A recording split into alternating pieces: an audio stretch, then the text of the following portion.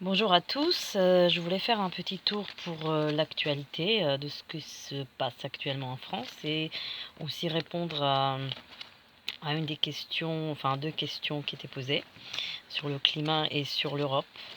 Donc on va commencer tout de suite par l'actualité.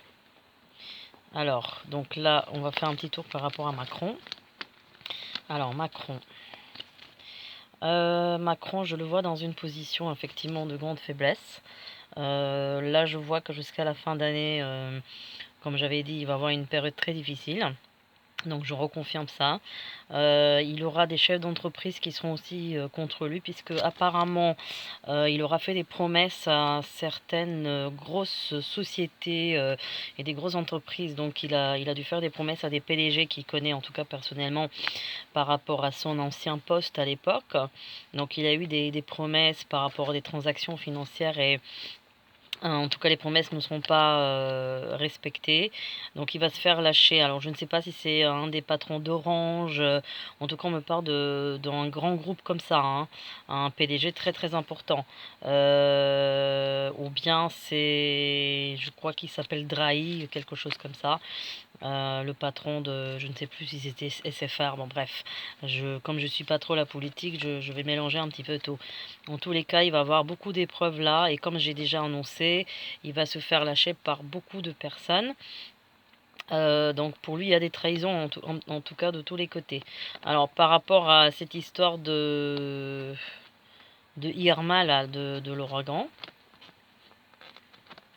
Alors là, apparemment, de ce que j'ai, effectivement, je parle pas de ce que j'ai vu en tant qu'actualité, mais là de ce que je vois en voyance, parce que c'est vrai qu'on peut pas être impartial puisqu'on suit d'une certaine manière l'actualité, c'est-à-dire on voit les, comme j'ai expliqué, on voit les messages sur le portable, l'actualité, donc forcément, rien que quand vous voyez le titre, vous êtes quand même imprégné un petit peu, donc c'est vrai que là je vais essayer en voyance d'oublier tout ce côté.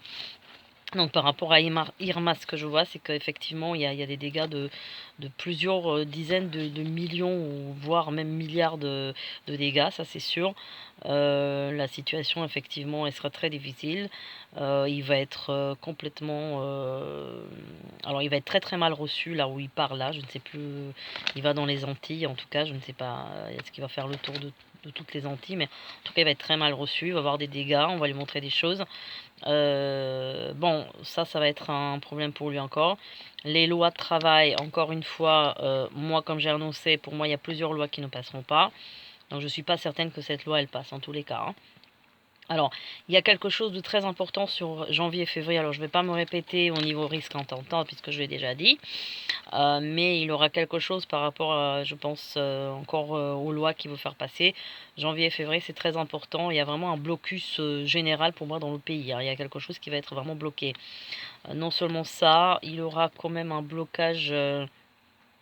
Je dirais il y aura un, comment on dit ça, un blocage peut-être informatique. En tout cas, ça va être évidemment fait exprès, mais il va y avoir un bug informatique énorme, je dirais à la même période. Mais attention, parfois les dates, on peut se tromper. Donc bon, voyez, dans la vidéo précédente, j'avais annoncé qu'il aura un nouveau un ouragan ou tempête aux Antilles avec des inondations. Ben, je pense que c'était José qui arrivait tout de suite après. Je l'avais annoncé pour l'année prochaine, mais voilà, je pense que bon, la date n'était pas juste. Mais en tous les cas, comme je vous dis, parfois les dates, on peut se tromper, on peut avancer les dates ou retarder. Alors, alors par rapport à Mélenchon, là je confirme et dire, il est dans une position de force actuellement. Il va réunir tous les mouvements gauchistes, comme je l'avais déjà annoncé, et c'est en train de se passer. Donc lui, il ressort comme un leader actuellement, et il a la force avec lui. Donc lui, il va faire quand même... il va arriver à ce qu'il veut, hein. Moi, je vois quelqu'un qui arrive à ce qu'il veut. Macron, je le vois dans une position de faiblesse. Mélenchon, je le vois dans une position de force. Alors là où je vois vraiment de la violence sur Paris, par rapport à encore une histoire de loi qui doit passer, c'est sur le mois d'avril. Et bon, vous savez que dans les précédentes vidéos, j'avais parlé de janvier, février et de avril comme des dates difficiles en tous les cas pour des risques d'attentats. Mais là, je parle de manifestations, mais très très très violentes. encore plus violente de ce que j'ai annoncé là pour septembre-octobre. Donc là, il y a vraiment de la violence, mais vraiment jusqu'au sang, hein. C'est des cas, c'est un truc de fou. Mois de mai aussi, hein, pareil. Ouais, 2018 va être vraiment une année de chaos. Parce que là, je regarde même après l'été 2018, même pareil, à l'automne, pareil. Pareil, manifestation, casse, pareil. Euh, Tentative d'assassinat sur Macron, oui, je reconfirme encore une fois. Et même en direct, c'est-à-dire que ça va être même des gens, des agriculteurs, ou en tout cas des gens du pays qui vont vouloir le taper vraiment en direct, hein. Vraiment, ça va être très très violent, hein, très très violent. Euh, je vois que la justice, elle va être vraiment désemparée avec tous les cas qu'ils devront traiter. Il y aura beaucoup de gens par rapport à ces casseurs et tout ça qui vont être évidemment en garde à vue et tout ça. Donc vraiment, justice débordée prochainement. Alors Marine Le Pen, j'ai entendu quelque chose comme quoi le FN était mort. Enfin, j'ai pas compris si c'est un changement de nom ou c'est quoi, j'en sais rien. Bon, elle apparaît encore dans une situation de fragilité, hein. C'est pas encore ça. Il va y avoir du temps pour qu'elle puisse se restructurer. Donc pour l'instant, elle va rester quand même dans l'ombre. Là, c'est pas encore son heure. En tous les cas, je vois pas ça pour l'instant. Je veux la voir plutôt dans une période comment dire, un petit peu post-dépression, je dirais. Un côté un petit peu, bon, évidemment, en déception, mais plus que ça, puisque elle manque de la force actuellement. Je pense qu'elle a tout donné et là, elle est dans une période de restructuration. Elle cherche un petit peu, elle se cherche elle-même. Elle veut tout changer, mais elle sait pas trop comment. Est-ce qu'elle vire les gens du passé? Je pense elle va peut-être pas virer tout le monde du passé. Bon, elle va en virer quelques-uns, mais bon, elle va avoir un petit peu du mal. Elle sait pas trop. Je pense qu'elle est très mal coachée, hein. Très mal coachée. Il y a personne de confiance à côté d'elle qui peut lui dire qu'est-ce qu'elle doit faire. Je vois quelqu'un dans son parti prochainement qui sera leader, un homme encore. Alors c'est pas Philippot, mais c'est quelqu'un d'autre. Quelqu'un de nouveau, un homme grand et mince, je pense qu'il est nouveau. En tout cas dans son mouvement, elle va recruter cet homme-là et je pense qu'il va quand même avoir une figure plutôt sympathique, en tout cas pour son parti. Alors on m'a demandé par rapport au climat. Moi j'ai un climat plutôt calme, c'est-à-dire plutôt chaud, plutôt un climat, je vois pas un grand froid. Attention, je peux me tromper, mais pour l'instant, on ne me parle pas de grand froid, on me parle d'amplitude un petit peu folle. J'avais déjà parlé de ça. J'ai des amplitudes, par exemple, une journée, il peut faire très chaud, le lendemain, il va faire très humide. Enfin, vraiment, j'ai un dérèglement total. On me parle plus sur l'année prochaine, bon, peut-être fin janvier, février, où il peut faire un petit peu plus froid que la normale. Là, j'ai pas vraiment quelque chose de flagrant, en tout cas pour cette année. On m'a parlé de l'Italie, puisque l'Italie, je pense qu'il doit y avoir des élections là-bas, je ne sais plus trop quand. Alors, il va y avoir des surprises en Italie, ouais. Il va y avoir des surprises. En tous les cas, pour moi, il y aura plusieurs pays qui sont dans la communauté européenne, des pays qu'on n'entend pas parler d'eux. C'est plutôt des pays de l'Est, de l'ancien bloc socialiste de l'Est, hein. Comme par exemple la Croatie ou tout ça. Il y aura des pays qui vont en tout cas se réunir.